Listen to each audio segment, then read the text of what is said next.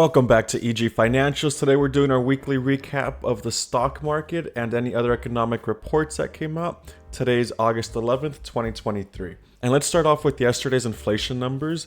The CPI report showed headline inflation up 0.2% month over month as expected and in line with last month's pace.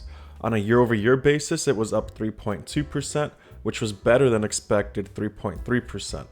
And although it was up from last month's 3%, the core inflation number, which excludes energy and food, was up also 0.2% month over month, just like last month and the consensus. The year-over-year rate for core inflation actually came down a bit to 4.7% versus last month's 4.8%. And yesterday the stock market did rally a little bit because overall the inflation numbers were coming down, but it's most likely not enough to dissuade the Fed from raising interest rates another quarter point in September, especially after getting today's PPI numbers. Today's PPI number came in at 0.3% month over month versus what was expected, which was 0.2%. Okay, let's take a look at the stock market performance for this week. We have it grouped by sectors.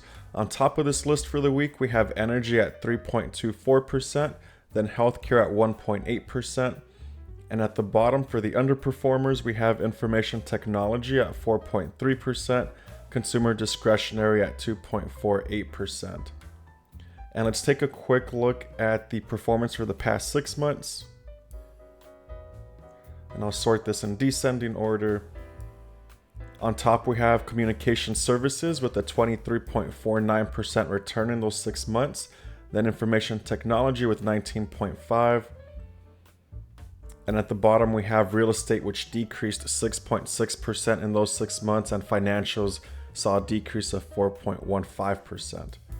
And let's scroll over to the right and we'll take a look at the 1-year performance and 5-year performance. Starting off with the 1-year performance, let me sort this.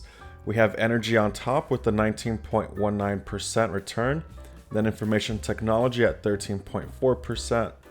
And at the bottom for the 1-year performance, we have real estate, which saw a decrease of 17.2%, and utility saw a decrease of 14.9%. Next, let's take a look at the 5-year performance.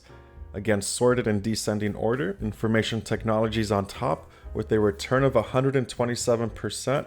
Then we have healthcare with 51.94%. And at the bottom of this list, it's real estate with only a 15% return in 5 years, and utilities with 21.6%.